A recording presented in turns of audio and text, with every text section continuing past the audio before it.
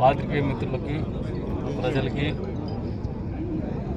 నిన్నటి రోజున మా ఆఫీస్ నుంచి ఏదైతే కమ్యూనికేషన్ చేయబడిందో ప్రారంభోత్సవం అని చెప్పేసి అందుకు గాను అదొక తప్పుగా కమ్యూనికేట్ చేయబడింది. దానికి మనస్ఫూర్తిగా క్షమాపణలు కోరుతాను. ఎందుకంటే ఆల్రెడీ ఈ రోడ్డు అనేది భారత ప్రధాని గారు ప్రారంభోత్సవం చేస్తున్నారు. కాకపోతే టెక్నికల్గా కొన్ని ఇష్యూస్ ఉన్నాయి. ఈ రోజున పట్టణంలో ఏదైతే హై టన్నేజ్ వెహికల్స్ లారీలు ఉన్నాయో, అదే రకంగా ఆర్టీసీ బస్సులు ఉన్నాయో, వీటన్నిటిని కూడా దారి మళ్లించి బైపాస్ రోడ్డు గుండా ఈ పీవీఆర్ ఫంక్షన్ హాల్ దగ్గర నుంచి ఇక్కడ నుంచి దారి మళ్లించి హిందూపూర్ రోడ్డుకి, అదే రకంగా హిందూపూర్ రోడ్డు నుంచి బెంగళూరు నుంచి వచ్చేటువంటి హై టన్నేజ్ వెహికల్స్ పులివెందులు పోయేటివి కూడా ఇదే రోడ్లో బయటికి పోయే రకంగా ఏర్పాటు చేస్తున్నాం. కాబట్టి ఇన్ ప్రిన్సిపల్ ఆల్రెడీ ప్రధానమంత్రి గారి చేతుల మీదుగానే ఈ రోడ్డు ఆవిష్కరింపబడింది, ప్రారంభించబడింది. దానికి భారత ప్రధానికి కావచ్చు, మున్సిపాలిటీలో మీటింగ్ చేసిన సమావేశానంతరం సంబంధిత అధికారులు ఎవరైతే ఉన్నారో, పోలీసు వారు కావచ్చు, మున్సిపల్ సిబ్బంది కావచ్చు, అధికారులు కొద్ది వరకు కొన్ని రోజులు ప్రయోగాత్మకంగా 3-4 రోజులు ట్రాఫిక్ దారి మలుపుతారు.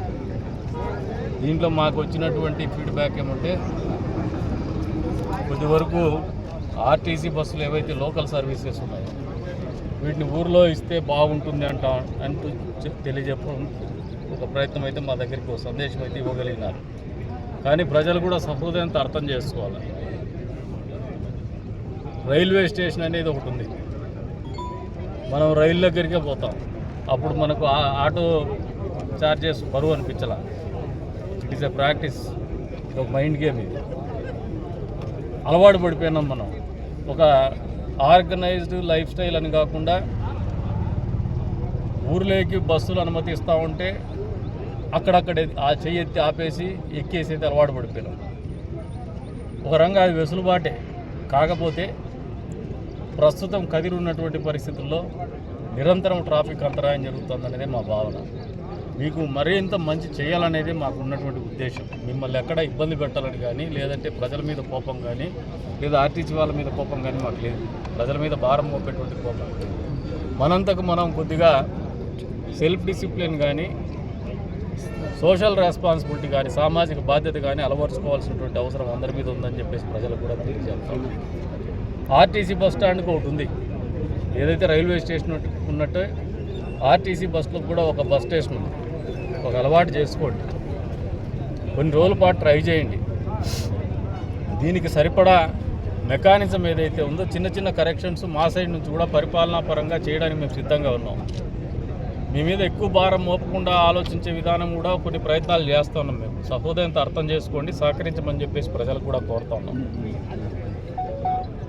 ఈ రకంగా ఈ పెద్ద వెహికల్స్ ఏదైతే ఉన్నాయో ఊర్లోకి రాకపోవడం వల్ల, బయట నుంచి బయటికే పోవడం వల్ల ఊర్లో వ్యాపారాలు మెరుగుపడతాయి, పర్యావరణం మెరుగుపడుతుంది, యాక్సిడెంట్లు తగ్గుతాయి, ఇతరత్ర ఇబ్బందులు తగ్గుతాయి.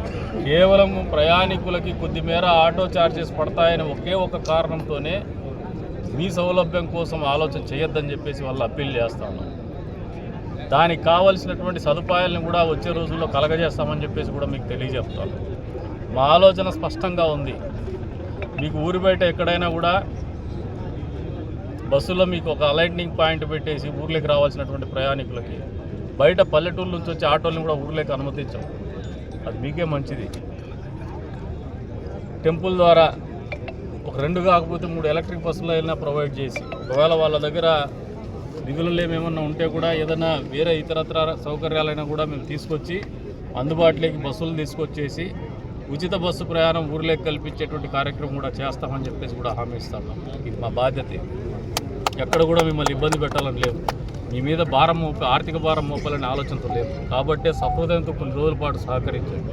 ఒక ప్రయత్నం అంటూ చేస్తే దాని ఫలాలు కానీ, ఫలితాలు కానీ, దుష్ప్రభావాలు కానీ తెలియవస్తాయి.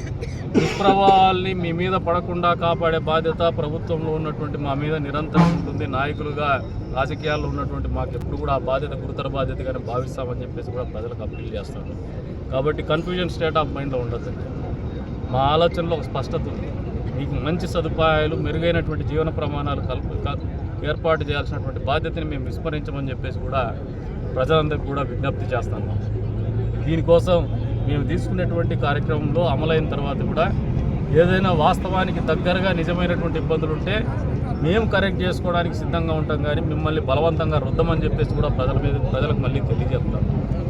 మా వంతు ప్రయత్నం ఎప్పుడు కూడా మీకు మంచి సదుపాయాలు కల్పించాలా, మెరుగైనటువంటి జీవన ప్రమాణాలు కలిగించాలా, ఆర్థికంగా ఎదుగుదలకు మన ప్రతి కార్యక్రమం కూడా తోడ్పాటు అందించే విధంగా, చేయూతను అందించే విధంగానే రూపకల్పన చేయాలనే ఆలోచనతోనే స్పష్టంగా ముందుకు పోతున్నామని చెప్పేసి కూడా ఈ సందర్భంగా తెలియజేస్తున్నాం. కాబట్టి ప్రజలందరూ కూడా సహృదయంతో అర్థం చేసుకొని సహకరించమని చెప్పేసి కూడా కోరుతాం.